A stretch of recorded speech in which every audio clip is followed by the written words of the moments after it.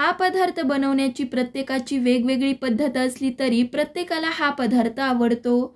चला तर मग जास्त वेळ न वाया घालविता लगेचच आपण रेसिपीला सुरुवात करूयात। तर त्यासाठी काय करायचंय, 1 वाटी तांदूळ घ्यायचेत। हे तांदूळ मी रेशनचे घेतले, तुम्ही तुमच्या घरातील कुठलाही तांदूळ घेऊ शकता। सोबतच आपल्याला पाव वाटी मूग डाळ आणि पाव वाटी तुरीची डाळ घ्यायची आहे। इथे मी सालासहित मुगाची डाळ घेतली आहे। तुमच्याकडे जर पिवळी मूग डाळ असेल ती घेतली तरी चालेल, पण ही सालाची मूग डाळ पौष्टिक असते त्यामुळे मी घेतली आहे। आता गॅसवर कुकर गरम करत ठेवलाय। हलकासा कुकर गरम झाला की लगेचच आपल्याला 2 पळी तेल घालायचंय। आपण ह्यामध्ये भरपूर भाज्या वापरतोय त्यामुळे भाज्या परतवताना कुकरच्या बुडाला चिटकू नये म्हणून तेलाचा वापर थोडासा जास्त करायचा आहे। चला तर 2 ते 3 मिनिटं आपलं हे तेल हलकंसं गरम करून घेतलंय। लगेचच 1 चमचा मोहरी घालायची आहे। मोहरी जर नीट अशी तडतडली नाही ना तर पदार्थ खाता वेळेस दाताखाली कचकच लागते। मोहरी नीट तडतडली की लगेचच यामध्ये 1 चमचा जिरे घालायचेत। मोहरी आणि जिऱ्याची खमंग अशी फोडणी बसली की लगेचच आपल्याला ह्यामध्ये 1 वाटी कांदा घालायचा आहे। मोठ्या आकाराचा 1 कांदा मी इथे बारीक चिरून घेतलाय। साधारणतः मंद आचेवरती 3 ते 4 मिनिटं हा आपल्याला कांदा परतवून घ्यायचा आहे।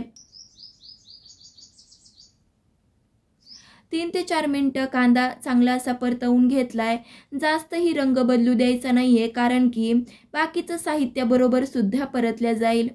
लगेचच ह्यामध्ये आपल्याला 1 वाटी बारीक चिरलेला कोबीही घालायचा आहे। सोबतच ह्यामध्ये आपण काय करतोय, 2 मोठ्या आकाराचे वांगे, त्याचबरोबर मोठ्या आकाराचा 1 बटाटा मी मोठ्या फोडींमध्ये कट केला। चिरून झाल्यावर बटाटा आणि वांग काळं पडू नये म्हणून पाण्यामध्ये घालून घेतलंय। पाण्यातून वांग आणि बटाटा छान असं निथळून ह्यामध्ये घालायचंय। तुमच्याकडे ज्या कुठल्या भाज्या असतील ना त्या तुम्ही ह्यामध्ये घालू शकता। चला तर वांग्याच्या फोडी घालून झाल्यावर बटाट्याच्या फोडी बघू शकतात थोड्याशा मोठ्या ठेवल्यात। सोबतच बटाट्याचं वरचं साल असतं ना ते देखील काढलं नाहीये। हे बटाट्याचं साल असं ठेवलं ना तर खिचडी खाताना बटाट्याची चव खूप भारी अशी लागते। बटाटा ही वांग्याप्रमाणेच पाण्यातून पूर्णपणे निथळून यामध्ये घालायचा आहे।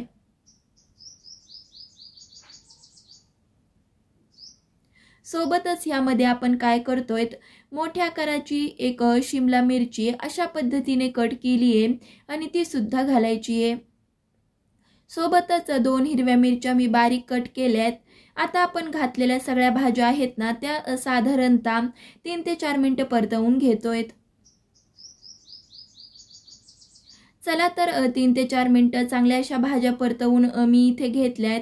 लगेचच आपण काही मसाले ह्यामध्ये घालू। तर मसाल्यांमध्ये इथे मी अर्धा चमचा लाल तिखट घालतीये। तिखटाचं प्रमाण तुम्हाला कसं कमी किंवा जास्त ठेवायचंय त्यानुसार घालू शकता। सोबतच 1 चमचा गोडा मसाला घालायचा आहे आणि अर्धा चमचा कांदा लसूण मसाला घालायचा आहे।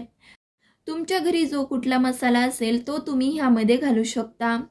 सोबतच पाव चमचा हिंग घालायचा आहे आणि घातलेले मसाले भाज्यांबरोबर 3 ते 4 मिनिटं परतवून घ्यायचेत। चला तर साधारणतः 3 ते 4 मिनिटं चांगले असे मसाले परतवून झाल्यावर 2 मोठ्या आकाराचे टोमॅटो मोठ्या फोडींमध्ये कट केलेत आणि ह्यामध्ये घातलेत। इथे जे मी टोमॅटो वापरलेत ना ते गावठी टोमॅटो वापरलेत त्यामुळे खिचडीमध्ये थोडासा हलकासा आंबटसरपणा येतो। सोबतच यामध्ये आपल्याला काय करायचंय, साधारणतः अर्धा वाटी ताजा मटार घालायचा आहे। नंतर ह्यामध्ये 1 काडी कढीपत्त्याचीही घालायची। साधारणतः 10 ते 12 कढीपत्त्याची पानं मी ह्यामध्ये घातलेत। कढीपत्ता असा भाज्यांसोबतच परतवताना घातला ना म्हणजे त्याचा हिरवा रंग तसाच राहतो। सोबतच 1 वाटी गच्च भरून बारीक चिरलेली कोथिंबीर घालायची आहे। कोथिंबीर थोडीशी जास्त वापरल्यामुळे कोथिंबीरीचा स्वाद खिचडीमध्ये छान उतरतो। कोथिंबीर घालून झाल्यावर पुन्हा एकदा सगळ्या भाज्या आपल्याला 3 ते 4 मिनिटं परतवून घ्यायच्या आहेत। चला तर चांगल्या अशा भाज्या 3 ते 4 मिनिटं परतवून घेतल्यात। मस्त असा टोमॅटो हलका मऊसूतही झालाय। आता आपण ह्यामध्ये पाणी घालतोय, तर पाणी किती घालायचंय? ज्या वाटीने आपण तांदूळ घेतले होते त्या वाटीने आपल्याला 7 वाटी पाणी घालायचंय. अर्धा वाटी डाळी आणि 1 वाटी तांदूळ मिळून 1.5 वाटी झालंय, तर त्यासाठी 7 वाटी पाणी घालायचंय. पण तुमच्या तांदळाला पाणी किती कमी किंवा जास्त लागतंय त्यानुसार पाण्याचं प्रमाण कमी जास्त करू शकता. पाणी घालून झाल्यावर काही बाकीचे मसाले घालायचे. त्यात 1 चमचा धनेपूड घालायची आहे, अर्धा चमचा काळा मसाला घालायचा आहे, सोबतच अर्धा चमचा हळद घालायची आहे आणि चवीपुरतं मीठ घालायचं आहे.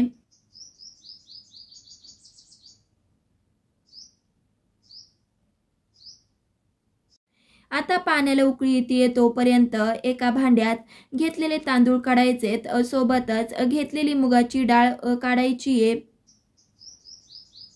आणि घेतलेली तुरीची डाळ काढायची आहे आणि भरपूर सारं पाणी घालून किमान 3 ते 4 वेळेस आपल्याला डाळी आणि तांदूळ धुवून घ्यायचेत. बऱ्याच वेळेस डाळी आणि तांदळाला बरीचशी धूळ असते, त्यामुळे किमान 3 ते 4 वेळेस तरी स्वच्छ असं हे आपल्याला धुवून घ्यायचं आहे. धुवून घेताना हलक्या हातानेच धुवायचे, नाहीतर तांदळाचे तुकडे होऊ शकतात. त्याचबरोबर पाण्याला उकळी आल्याशिवाय अजिबात डाळी आणि तांदूळ धुवून घ्यायचे नाहीयेत, नाहीतर आपली खिचडी पांचट अशी होईल. चला तर डाळी आणि तांदूळ धुवून होईपर्यंत पाण्यालाही छान उकळी आली आहे. लगेचच यामध्ये धुवून घेतलेल्या डाळी आणि तांदूळ घालायचेत. पाण्याला जर नीट अशी उकळी आली नाही त्यावेळेसच जर धुतलेले डाळ आणि तांदूळ घातले ना तर खिचडीचा एकदम गाळ होऊन जातो. त्यामुळे पाण्याला छान उकळी आल्याशिवाय डाळ आणि तांदूळ घालायचे नाही.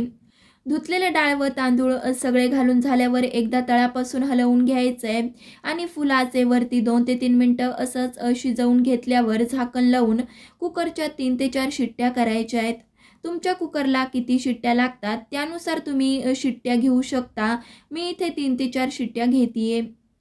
चला तर 3 ते 4 शिट्ट्या मी कुकरच्या घेतल्यात. कुकरची पूर्णपणे वाफ जाऊ दिलती, नंतरच ह्याचं मी झाकण उघडून घेतेय. झाकण उघडल्यावर इतका घरभर खिचडीचा घमघमाट सुटला ना की नुसत्या वासानेच खिचडी खावीशी वाटली. चला तर झाकण उघडून घेतल्यावर एकदा तळापासून हलवून घ्यायचंय आणि खिचडी खायला घ्यायची आहे. तर आज आपण बघितलं आहे भरपूर भाज्या वापरून पौष्टिक अशी डाळ खिचडी. तर ही माझी घरची पद्धत तुमच्याबरोबर शेअर केली आहे. तुम्ही कशा पद्धतीने डाळ खिचडी बनवताय ते तर कमेंट करून सांगा. पण माझी गॅरंटी आहे जर तुम्ही अशा पद्धतीने डाळ खिचडी बनवली ना हॉटेलची ही डाळ खिचडी खाणं विसरून जाल. मात्र ही खिचडी खाल्ल्यावर घरी तुमचे नक्कीच कौतुक करतील. तर आजच ही खिचडी ट्राय करा, कशी वाटली ते सुद्धा कमेंट करून नक्कीच सांगा. ही खिचडी असल्यावर लोणचं आणि पापडचीही गरज नाहीये, फक्त गरमागरम डाळ खिचडी आणि त्यावरती भरपूर सारं साजूक तूप.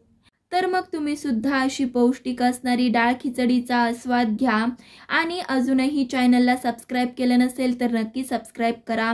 तर मग पुन्हा भेटूयात अशाच एका नवीन साध्या सोप्या पारंपरिक रेसिपी सोबत. तोपर्यंत धन्यवाद.